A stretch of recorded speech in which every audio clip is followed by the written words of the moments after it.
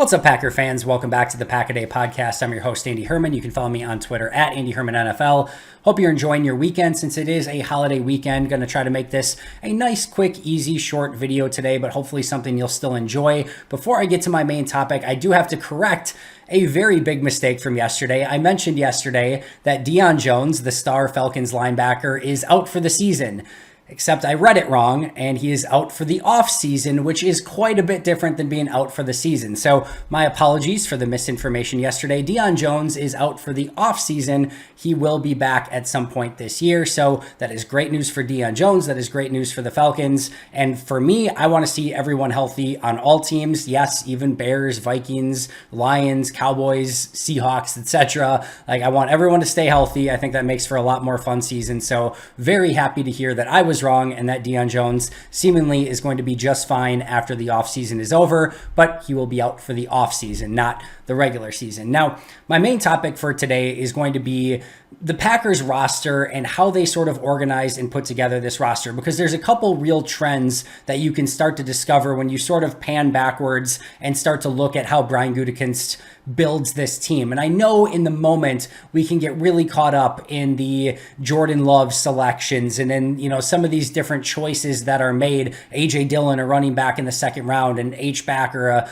fullback tight end hybrid, and Josiah DeGuara in the third round, and whether or not those picks have value. And I think those are real legitimate conversations worth having as to whether or not Green Bay's getting value in their drafts and how they select and those sort of things. Those are fun conversations. But what you ultimately really want from your general manager is a specific formula that is moldable, but you want to see some sort of plan that they're trying to enact and put in action, right? So one of those plans that you can very clearly see is how Brian Gutekunst and this scouting staff, really values athleticism. And I don't think they look at raw athletic scores or RAS scores from Kent Lee Platte, but they very clearly value high-end athleticism. And you can see that demonstrated very easily by looking at Kent Lee Platte's raw athletic scores or relative athletic scores, right? So you can start to see that they value athleticism a ton when they are evaluating football players. And what you love about that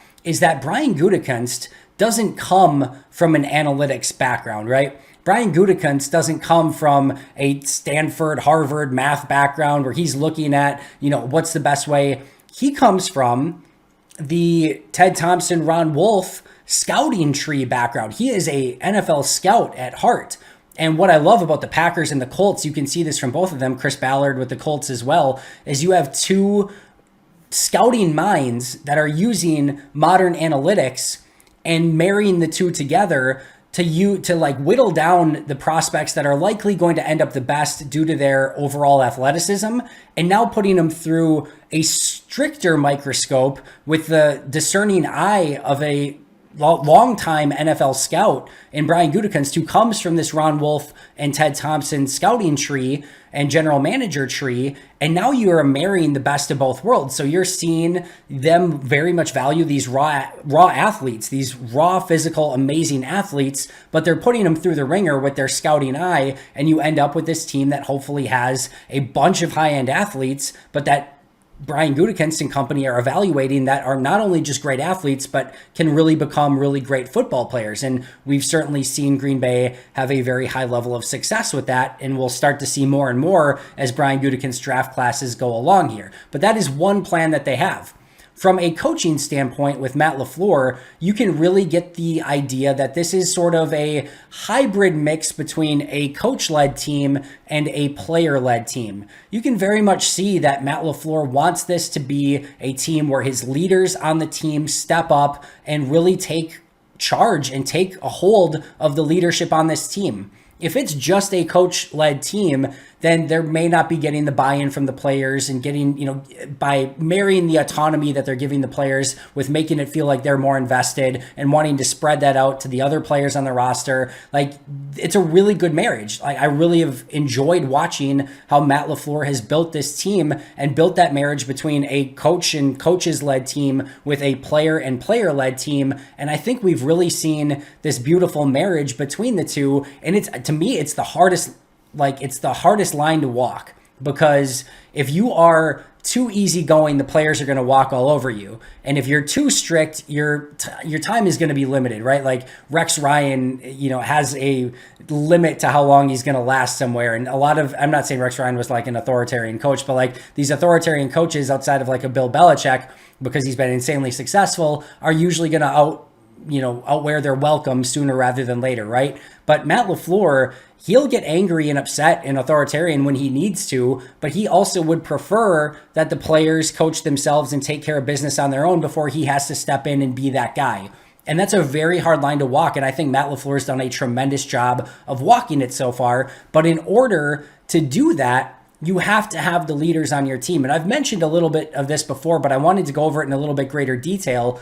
The marriage here between Matt LaFleur and wanting a player-led team and Brian Gutekunst and getting him the players or having the players in the position groups that he needs to do that is very important. And you can start to see very clearly that every single position group has somebody in it, at least one person, that can lead that position group, and that's incredibly important.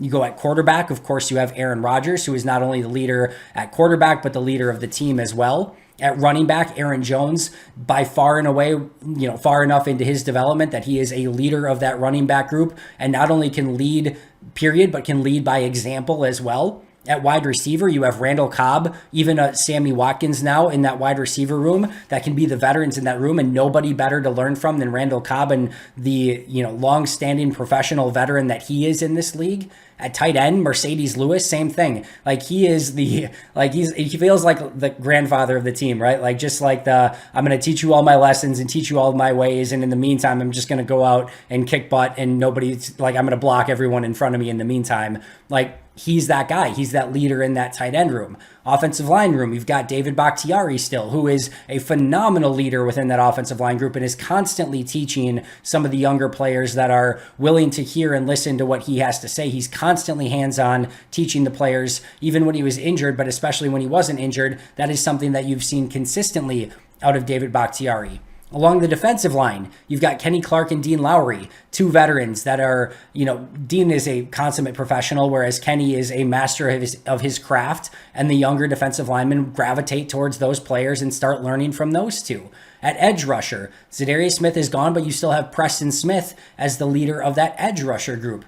Inside linebacker, that was the first time last year that before Devondre got there, like I was looking at that inside linebacker group and I'm like, all right, Kamal Martin, Chris Barnes, Ty Summers, like there's no leader there. Like who's going to be the guy? And then they picked up Devondre Campbell and the answer to that question was solved, but they got Devondre Campbell. He's been amazing and is one of the real leaders, not only of the inside linebacker group, but of that entire defense now. At corner, Jair Alexander, Rasul Douglas, the leaders and the veterans of that cornerback group. At safety, Adrian Amos. At special teams, Mason Crosby, and even to some extent, Pat O'Donnell now. Like they have a true leader and a true veteran in every single position group in that entire organization. And that is incredibly important because it's like the difference between hearing something from your parent or hearing it from your friend or like older brother, right? Or older sister. Like you hear it from your parents and it's your parents. You don't want to listen to your parents, right? That's like hearing it from your coach or your boss. Like, I don't want to hear it from you. But if you can hear it from your peer or from your, basically in this case, like your brother or, your friend, it carries a little bit more oomph to it when you hear it.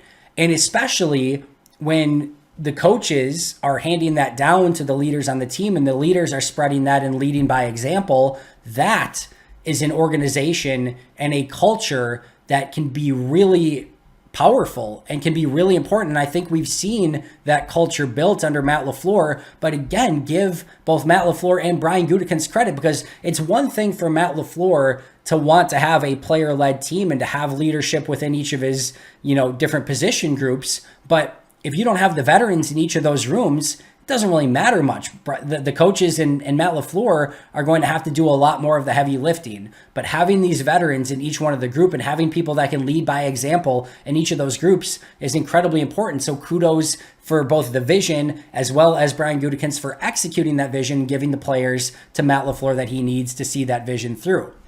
Now, those are two of them, right? The athleticism, and then also the player-led culture that Matt LaFleur wants to bring to the table. But I think there's another one too. Sort of the, Jedi and Padawan. Now, since Obi-Wan Kenobi's out, no spoilers, but we can talk, Jedis here, right? So I think this is sort of this is the Sith way of doing things, where there's always two, right? There's a Sith and there's an apprentice, but we'll use Jedi and Padawan to be a little bit more friendly here. But you have your established veteran in each of those position groups, right? But what you want as a general manager, if you're really doing things well, is to not only have your established veteran and your players that are ready to go out and compete, but you have your Jedi in training, your Padawan, if you will, the guy who's could potentially be the next star at that position.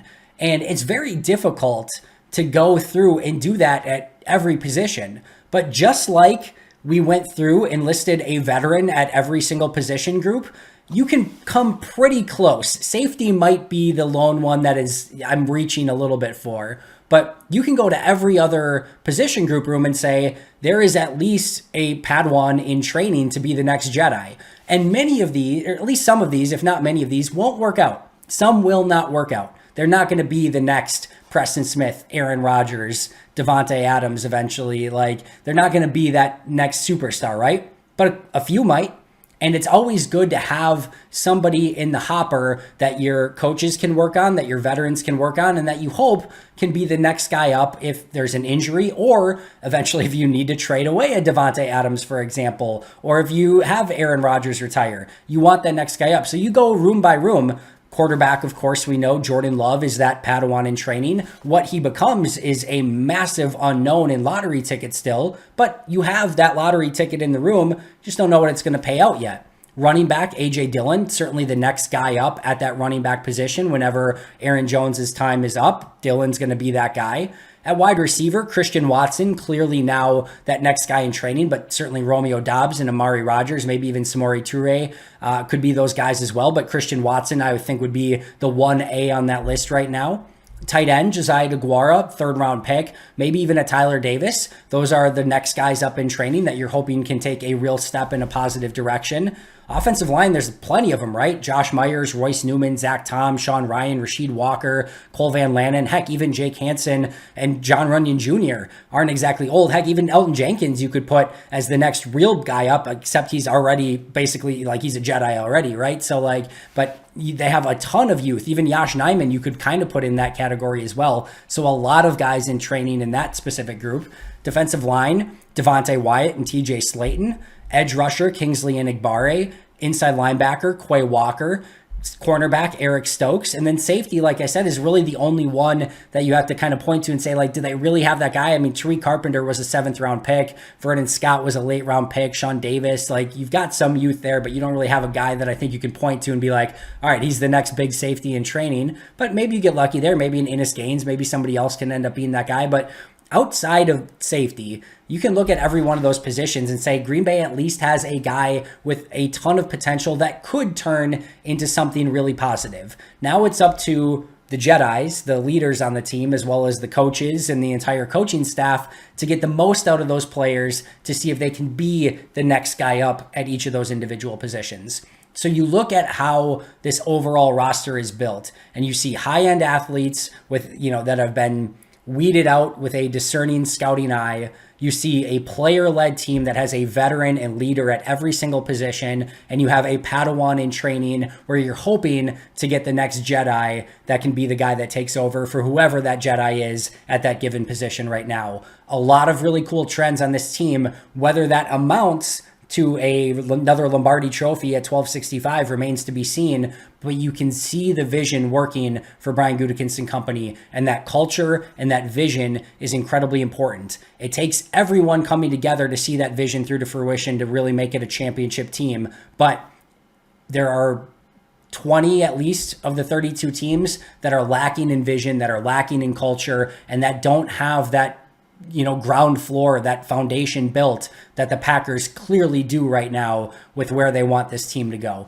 That's going to do it for me today. Thank you so much for joining me. Hope you enjoy the rest of your holiday weekend. I will be right back here tomorrow, so make sure to subscribe if you haven't already. But until next time, and as always, go Pack Go.